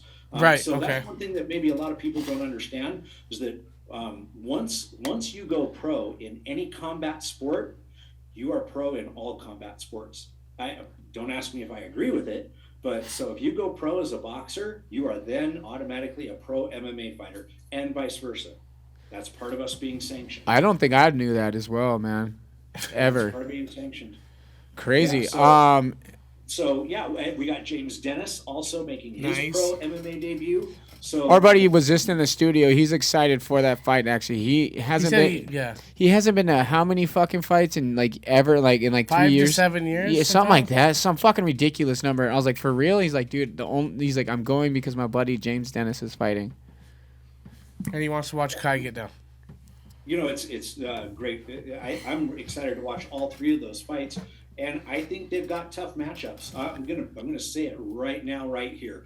All three of those have good, tough matchups, regardless of what people see in records. And everybody likes to judge a fight. I believe good matchups make good fights.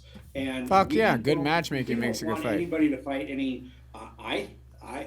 Any three of those fights, and I'm saying it right here, right now. And people are saying, "Oh no, I'll just put it out there." So people out there that saying that Kai Stewart has an easy fight. No, he does not. That guy is Reno, I think his name is. He had some losses that he strung together, but go back and look at who those losses are against and what shows. They were on Fury, major MMA promotion. He's not from the United States, is he? He's from, not originally. No, he's from somewhere. I was looking into him. Where the fuck is he from? He fought out of somewhere too. He actually has some kind of fight record overseas. Guam. Yeah, he's originally from Guam. Yeah, he has a fight record overseas that we don't even fucking know about. I was looking into him just recently, actually. And then Gage is fighting to land for the belt, right? Who's coming off of some losses and wants to turn things around. And from what I hear, the kid is slick. I hear he's built like a tank, and I hear he is a slick fighter. So people should not take that fight for granted. And how many times? Listen, it's almost. I worry about the opposite. So when we first took over 221, there was a lot of problems in what I feel hometown fighters were getting too easy of fights.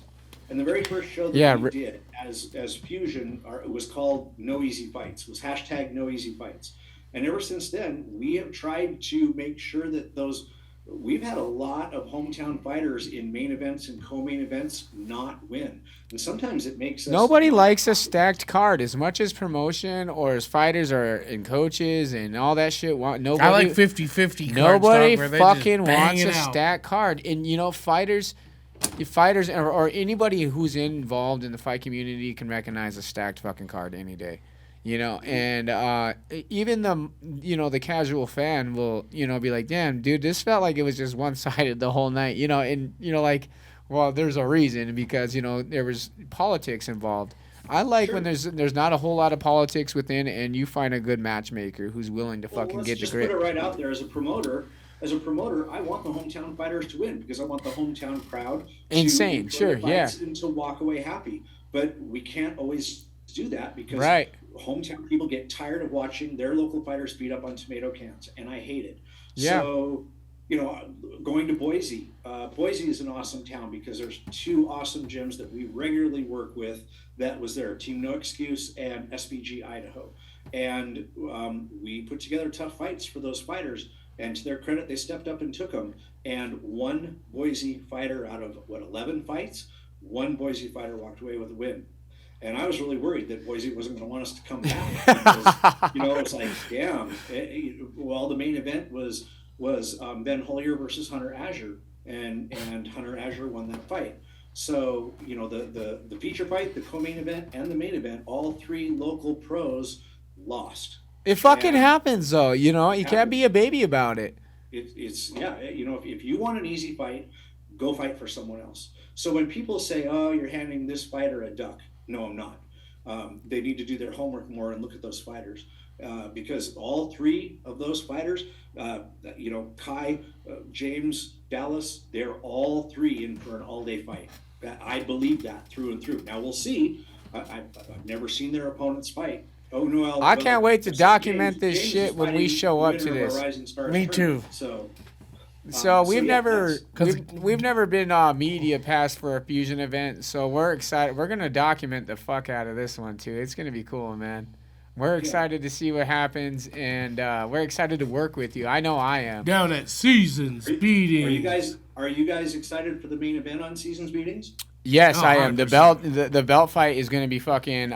We like Gage. Gage has been on our show actually, and Link below. Call me biased. I'm gonna put money on fucking Gage all day. So I think he's worked his ass off. I think his woman inspires him to be a real go-getter and a striver now. You know, she's setting the standard in his little world. You know what I mean? And she's had some of the highlights, and I think it's his time. He's probably feeling a little hungry. He's been fighting a lot too. I don't know how many times. It depends on where that fight goes. If they stay standing, that is a really, really interesting fight. Is that right? And I would like to see that. You know, just as a fight fan, I want to see them stand and bang. But you know, strategically, I think if one fighter chooses to take the other fighter to the ground, it's going to be a different fight. So I guess. Interesting. Okay. Well, I'm excited. I hope we all get a chance to see him bang too. You know, as a boxing fan, I always like to see striking. I don't care if it's kicking, elbows, hands. It don't matter to me. I like to see striking. And that's why I'm a fan of O'Malley's unorthodox style, because I like to see his unorthodox striking and his crazy shit. That was the thing that I always liked about Sean, you know, even in his early days, how he would roll out and hit people off the weirdest off-angle shots. Yeah, it's cool to take a gamble, man. He's got them fucking long limbs that he can just wham, wham. It's like strings with a rock at the end. You know what I'm saying? The way he slings them around. It's like a soap sock. That's what it reminds me of, man. Is like a rock with, like, you know, tied around with a string, man. Because he just slings those fuckers. He has knockout power, like, that's crazy. It's like those old anime, like kung fu fighter fucking videos. Gage has been in some tough battles too, and like your main event fighter here, like I'm not too familiar with his opponent, but I know Gage has been racking. Delane's been on a tear. He's been racking up a ton of fucking fights too in the last year. I think I've seen Gage in what involved in like 4 fights. So here's an interesting story. Gage, when he went to his first MMA fight, he watched Delane Lemire fight, and I believe Delane was the main event.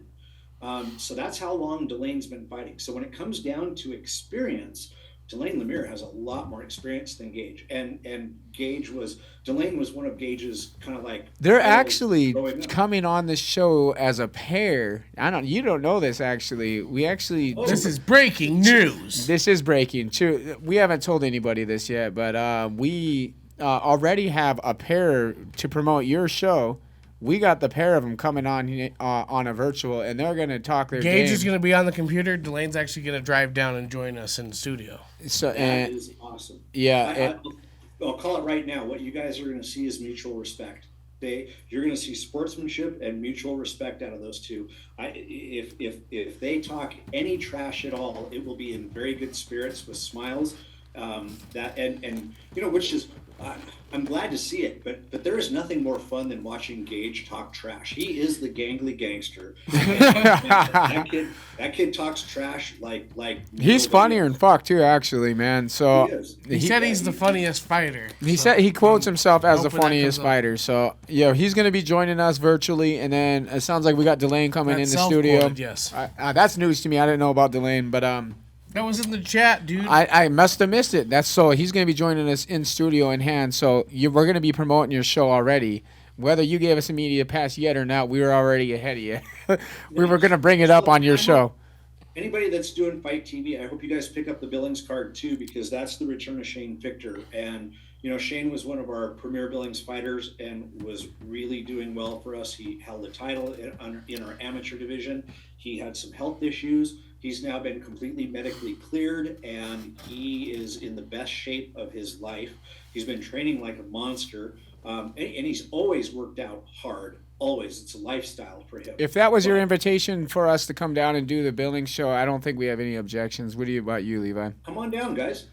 Yeah, absolutely. You guys want press passes for Billings? Come on down and check it out. You guys need to see a Metro Park show. I want to. I think the Metro Park show looks redid, incredible, man. It looks incredible. Actually, I've never been there. You've never been in the new one? I've never even stepped a foot in there now that I think about it. Not the new or old one. I've seen concerts. I've seen wrestling back there in 1997. I watched Jake the Snake fucking bring out his big ass python, dude. It was hella tight. I went to a live concert there. Yeah. I like the Metro. I think the Metro is probably Saliva. No, I went and seen Luke Bryan there. No.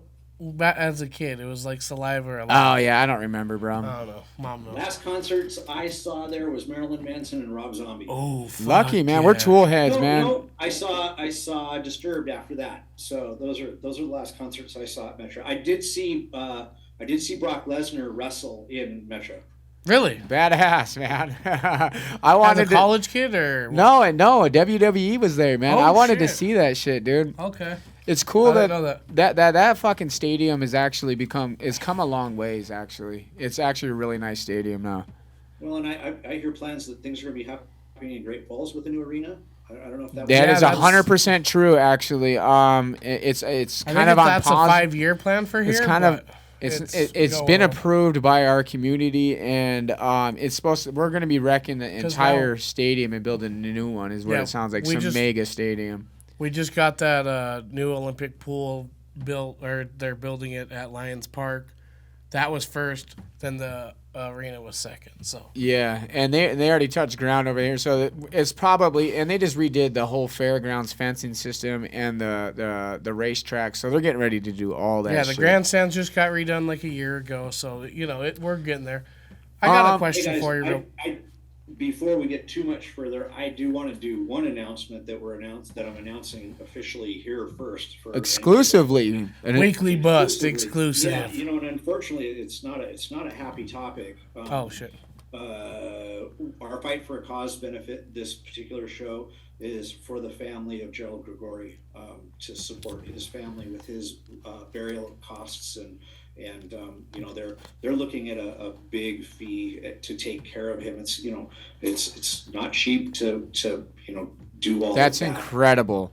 So I hope we can help in some kind of way and get involved in that. I know that our auntie's probably going to have her hand in that involvement, and with her being involved in our show, so we would like to help. I'm sure Levi doesn't object to anything like that. No, hell no. We'll market the shit out of it. Yeah, absolutely. Gerald fought for us multiple times, and he was just always a really good kid, easygoing, easy to work with, never gave our matchmakers a hard time, showed up, fought hard, and that is such a tragic accident that took place. And it's fighters live on the edge all the time. Fighters, that's one of the things in particular with a large number of fighters. You have to have something bent to be a fighter. There's this the step in the ring, man. No ifs, ands, or buts about it. It's the 1%. So, yeah. Oh yeah. And it's true. You ain't gonna catch me in there. I'll say it. I'll joke around, but I ain't joking. I have experienced few greater highs than stepping into the cage fighting and fighting. It is a rush like few others. I've been 135 going code in a police car. I've chased armed people through doors that just shot someone. I've had some pretty interesting experiences, and nothing ever topped that experience. But he did that for us, and he did it multiple times, and he was always awesome to work with. But getting back to the point, it's kind of an awareness thing, and this is something that's really important to me because. Again, talking about fighters and how fighters are a different breed. They are the 1%. You got to be half crazy, and fighters take chances. They do things that like what happened with Gerald.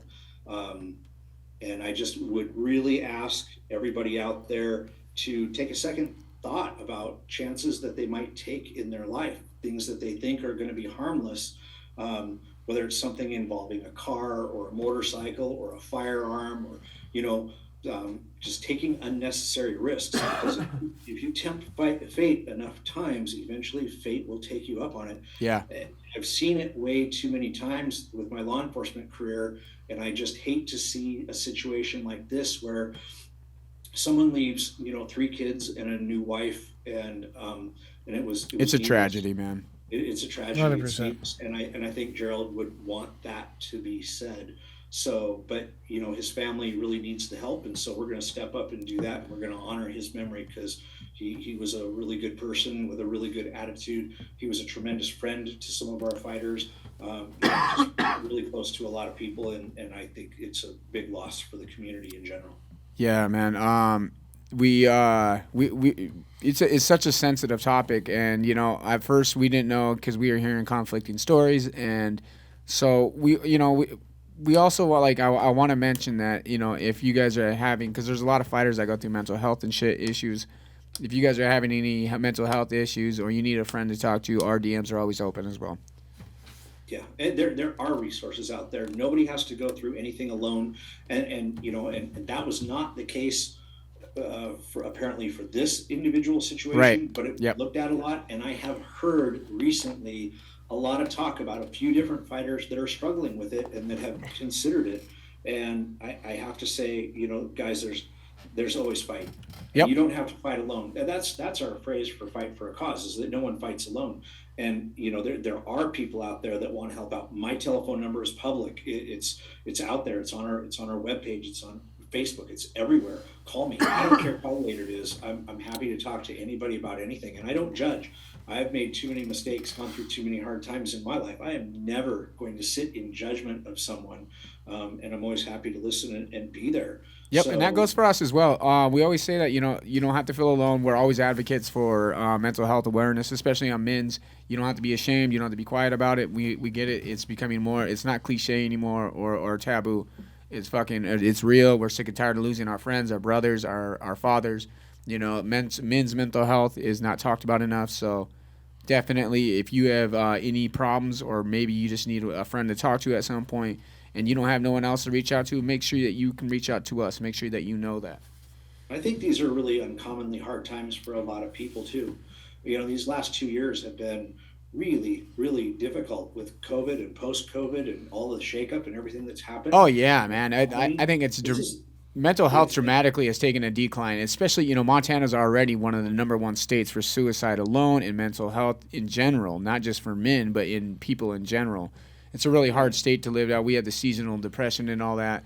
And then we had COVID that you could see it. You've seen the numbers come up just sadly in the news. You'd hear, way more reports coming out saying that there were people losing their lives to themselves. And I guess here's the thing. I don't want to make this about me. That's not what I'm trying to do. But I want to set the example that it's okay to talk about it, because I've had a really hard couple of years. My life has gone through some incredible changes, and I have been battling with a lot of depression and a lot of, it's just been a couple of the hardest years of my life. I can echo that. I at one point last year, I was documenting it on my social media because I just wanted other people to understand that I'm not a fucking lone. I know that I'm not a weirdo if I go out and say, because I was doing a day-to-day. I have stories that are quite consistent. I have a lot of followers that watch it. So I post consistently. I was like, and I was going through it at that time. So I put it out there to the public. I was like, I'm really having mental health issues today, It was important that you can come out of it. We can go through it. We go through it together. I wouldn't have gotten through and wouldn't be getting through the times that I'm going through without friends. Yep. And you have to be brave enough to reach out to them. And you do make it out. I always say, I always say, use my fucking story for anyone that follows me and looks up to me, because I have a lot of people that just be like, dude, I appreciate you, man, and thank you for I'm like, just because you can prove to live to another day, and I think that's where I was having some dark days, and I say, you can look back at me, and this ain't no bullshit. I want it out there to be documented, so you can say. You can look back at my shit and be like, dude, you made it. And I said, it's exactly my point. That's what I want to say. You make it to another fucking day, man. Well, I think the other thing that's really important too is for me personally, ever since I lost my job with the tribe for my law enforcement job, and then went through a divorce, my mom passed away, and I've gone through some of the hardest business times, that I've ever gone through with Fusion Fight League. And if I just dwell on the negatives, especially with the holidays, Thanksgiving for me sucked because it was my first Thanksgiving without my mom. My kids were with their mom. It was rough. And if it weren't for friends looking out for me, reaching out to me, and me when I'm having really hard times, picking up the phone and calling and saying, hey, I'm not doing well. It's a combination of both. Yeah, absolutely. It's definitely a real thing. Yeah. You have to be brave enough and put your pride aside to call people, and don't beat around the bush. Be very clear about how much difficulty you're having. And then on the other side of it, anytime that you can, think about the positives in your life. Yep. Because even though if I great focused advice on just those bad things that happened, it would be horrible. But instead, I can concentrate on the fact that I do have friends, I do have opportunity, I do have my health. There's things that whatever positive that you can concentrate on in your life, it's the simplest little thing. That can pull you out of the little. It's called a mustard seed. I agree, man. A mustard seed of hope will fucking carry you a long way. Yep, that and faith goes a long way too. So wouldn't be doing it all, thankfully I have a God that looks after me even during the difficult times. So Very true. Without getting too much further, do you have anything that you specifically want to ask him? Yeah. If you could tell your past self one thing, what would it be? Yeah. Oh.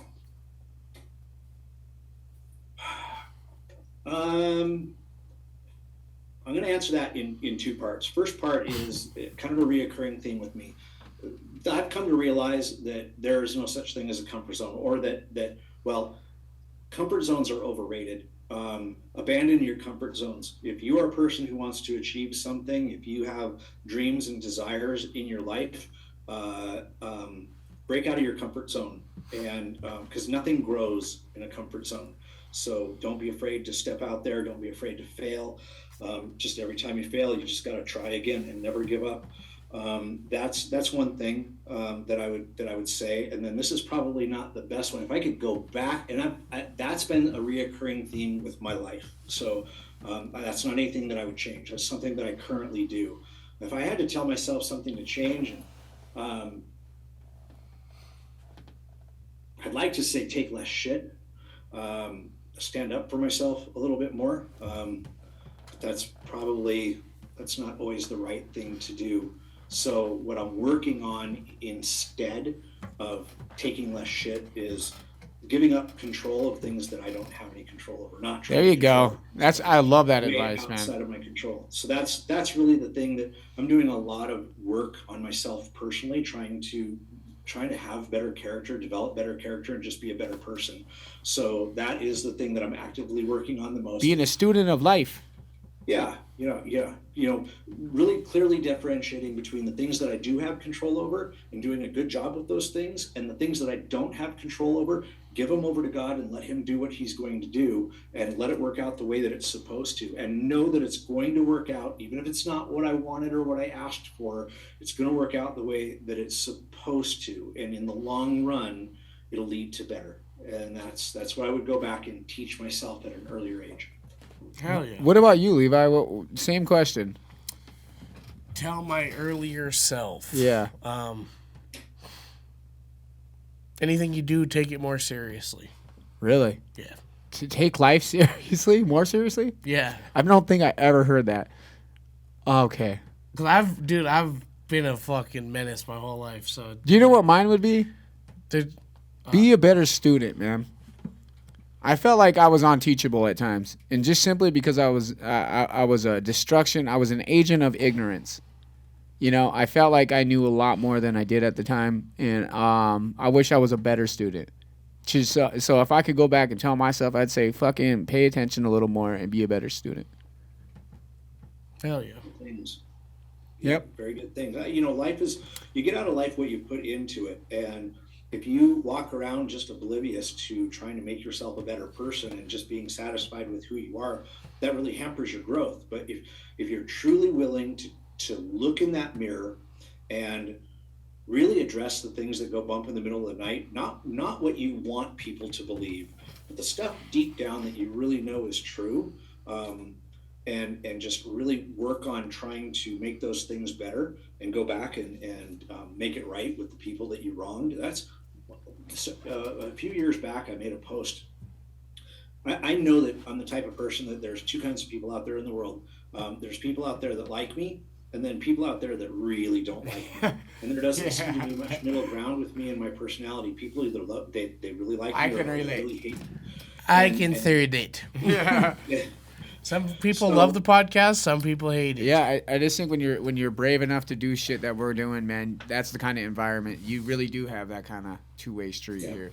So I would just put it out there that if I've ever wronged anybody, or if I've ever done something that, I don't want hard feelings out there. And if there's anything that I'm overlooking and I need to make right with someone, please get a hold of me. Let's talk about it. Let's work through it. That's cool. And build that relationship, because life's too short.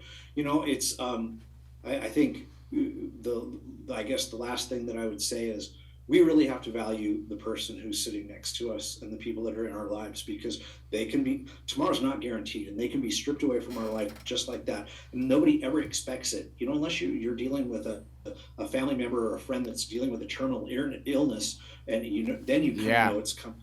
But you don't know what minute it's coming. And we just, how many people do we lose in an accident, and it happens just like that? Yeah. And that's one thing that hopefully we're learning from Gerald, that you don't know how long we have people. So enjoy the hell out of them, and, do your best to make things right, and build those relationships, and appreciate one another, because tomorrow is not guaranteed. You know what I want to say is that I enjoyed the hell out of this conversation. Me too. This was a really good podcast. I appreciate the time that you've given me, and Levi, and the show in general. And I felt like I've learned quite a few things about you and your organization, and what the future might hold with you guys. And I think that was the goals of this podcast. And I want to have future podcasts with you to talk about some more gangster ass shit, man, because this was a really insightful podcast, way more insightful than I thought it was going to be, actually. You just go into some conversations. Yeah, right. And I really learned a lot this time. Well, I appreciate it. I appreciate the opportunity. I hate the sound of my own voice. I like being an announcer. That is not something I enjoy doing, and that's why we've been changing over and putting that more on our new announcer, because I don't want to be that person standing in the middle of the cage, the center of the spotlight. I want to be the person behind, enjoying the whole production. But I will say this: if people like what we're doing now, I'll put it two ways. If people don't like what we're doing now, be patient. We recognize that we have some shortcomings and some things to fix organizationally, and we're working really, really hard on it.